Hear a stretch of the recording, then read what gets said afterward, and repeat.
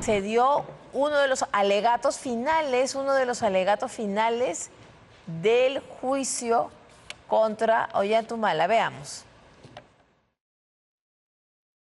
La verdad, no medimos este riesgo al entrar en política. Fue el turno de Nadine Heredia. La ex primera dama ejerció su autodefensa y empezó agradeciendo la fortaleza de su familia.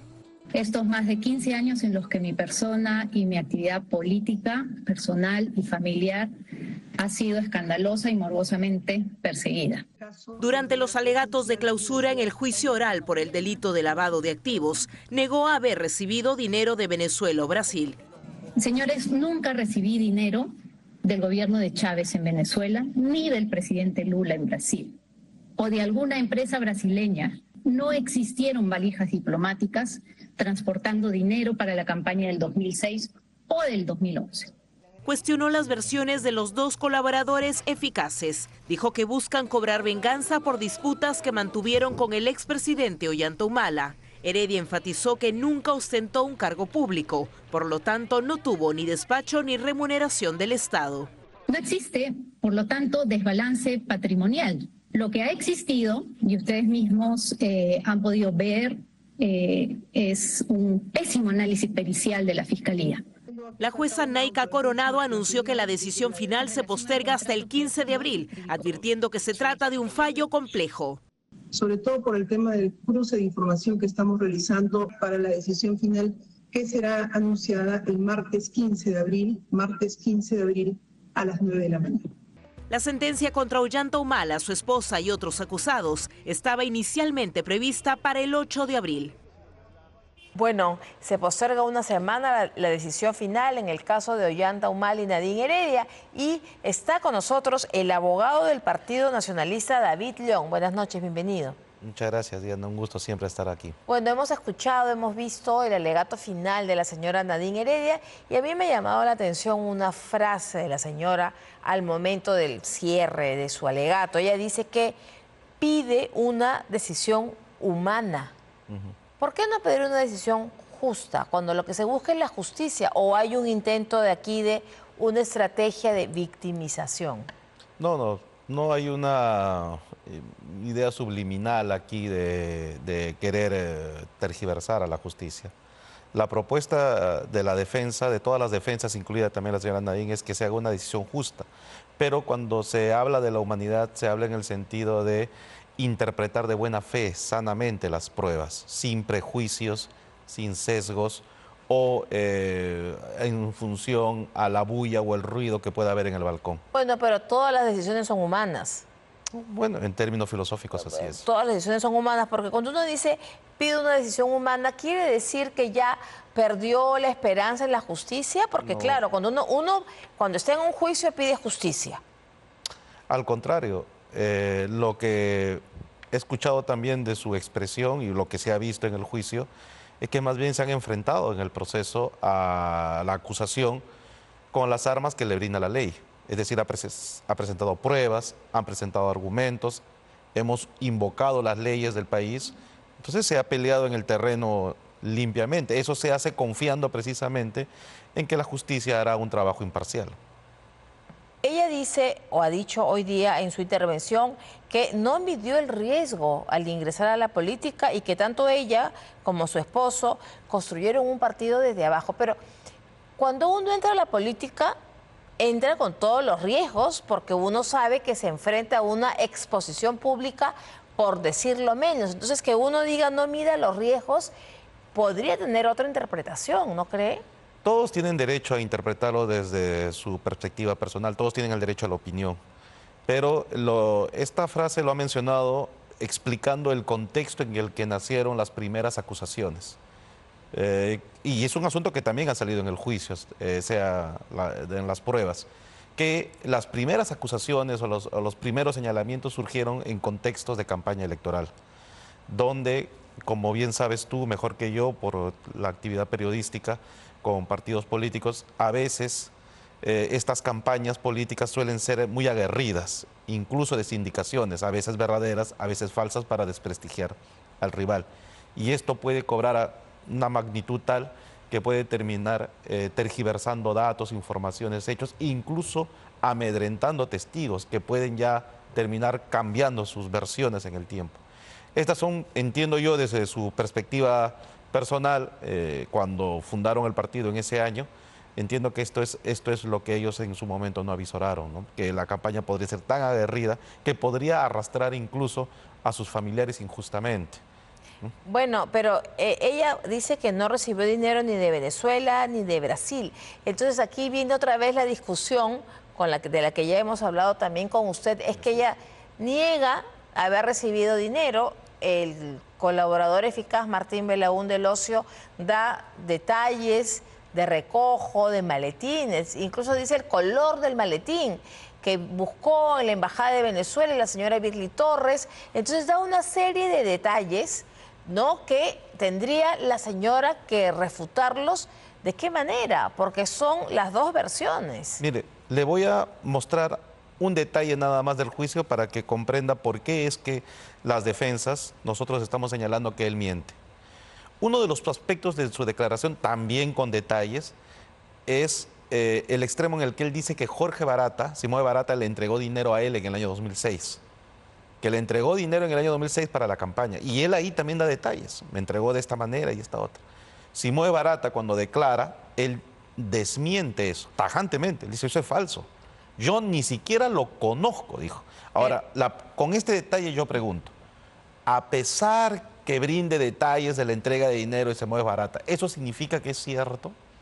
Eso lo tendrá que determinar la justicia. Exactamente. Nosotros hemos cuestionado precisamente esa versión. Ya que usted menciona al señor Barata, a Jorge Barata, lo que sí dice el señor Barata, él no dice que no les entrega dinero, dice que incluso les entrega dinero en un maletín, en un departamento en Miraflores. Así es.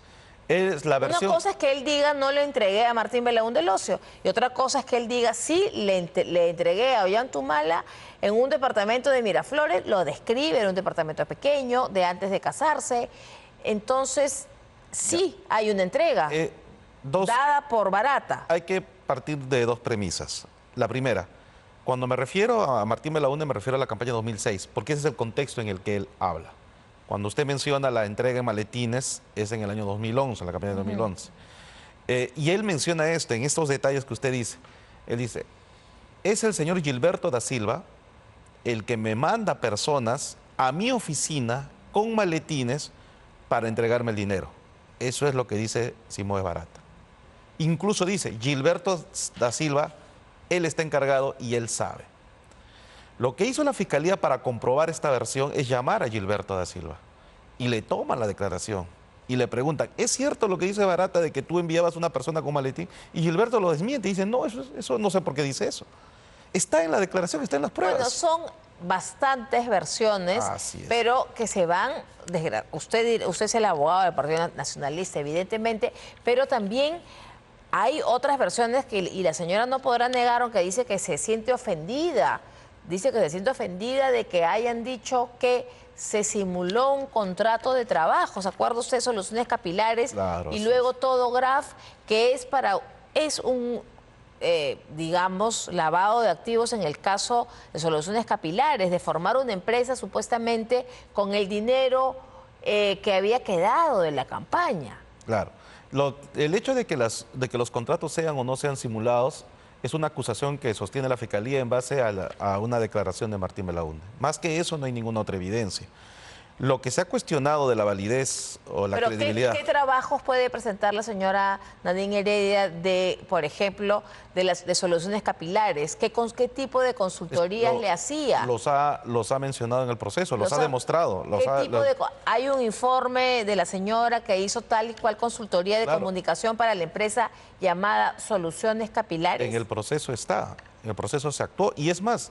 Incluso el señor Martín Belaúnde en su debido momento nunca cuestionó eso, ni dijo que era falso, mentira. Esta versión de que estos contratos y estos documentos que ha brindado son falsos, esto lo ha sacado a última hora, en el último minuto, antes ya terminando ya la actividad probatoria. Pero si usted revisa las declaraciones previas, todo el historial, él nunca manejó esa versión. Porque ya le dan pues el estatus de colaborador. Claro, pero el hecho de que le... Usted sabe que siendo colaborador, si no da las pruebas, pierde el estatus.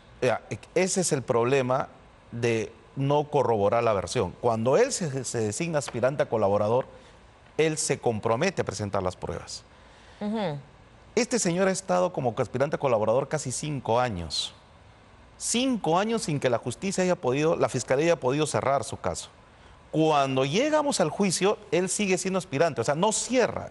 Cuando me refiero, no, disculpe, cuando me refiero a que no cierre, me refiero a que él no presenta documentos corroboratorios. Porque si una persona es aspirante a colaborador y tiene las evidencias, ¿por qué esperar tantos años? ¿Por qué llegó al juicio? Cuando lo acusan a él y se presenta al juicio, él se sigue declarando inocente. No había ninguna prueba, no había forma de cerrar su colaboración. La pregunta que debemos hacernos es, ¿por qué? Y cuando avanza el proceso, él sigue manteniendo su inocencia. Cuando la fiscalía se ve en problemas porque no puede probar el dinero venezolano supuestamente, cuando tiene problemas con las declaraciones de los brasileños que no declararon en Perú por problemas en la tramitación de la propia fiscalía, a último minuto y de manera curiosa resulta que él cierra una colaboración. Cuando declaró, y este es el procedimiento correcto, estimada Diana, cuando hay un aspirante a colaborador y quieren incorporarlo al proceso, como lo dijo la jueza en un determinado momento, es un testimonio el que va a ingresar. Pero es un testimonio que debe ser corroborado. El fiscal tiene que presentar no solo el testimonio, sino la evidencia que soporta el testimonio.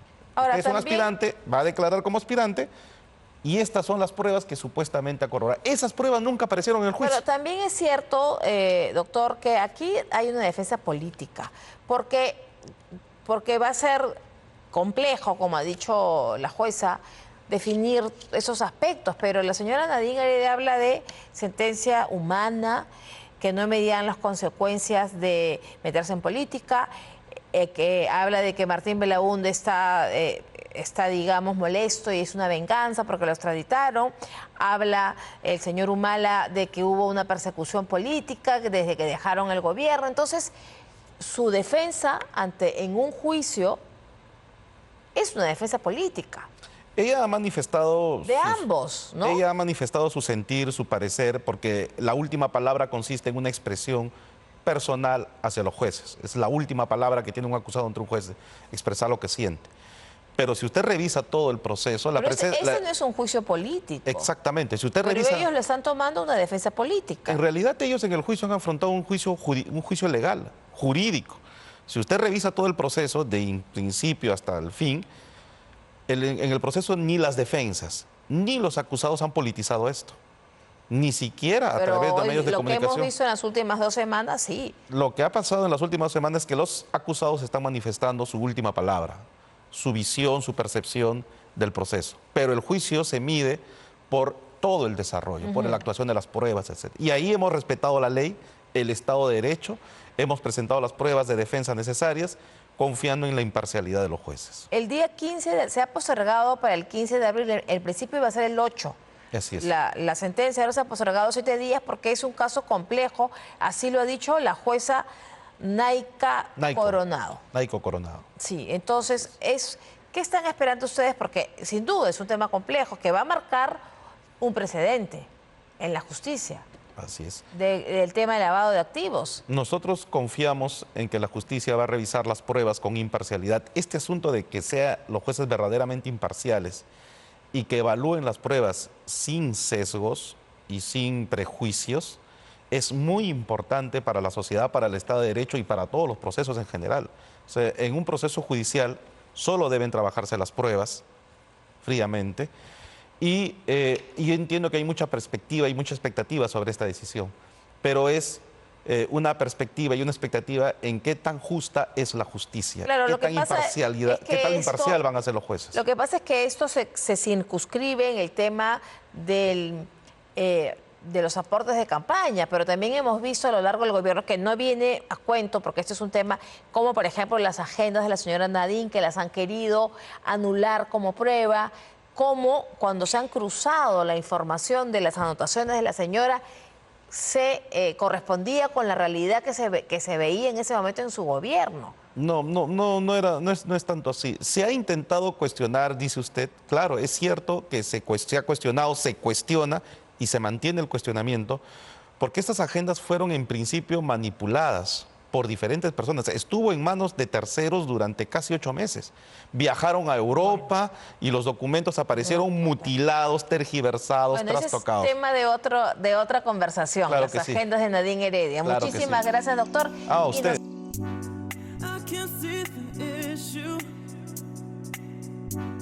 Yeah, believe me, I need to keep myself alive.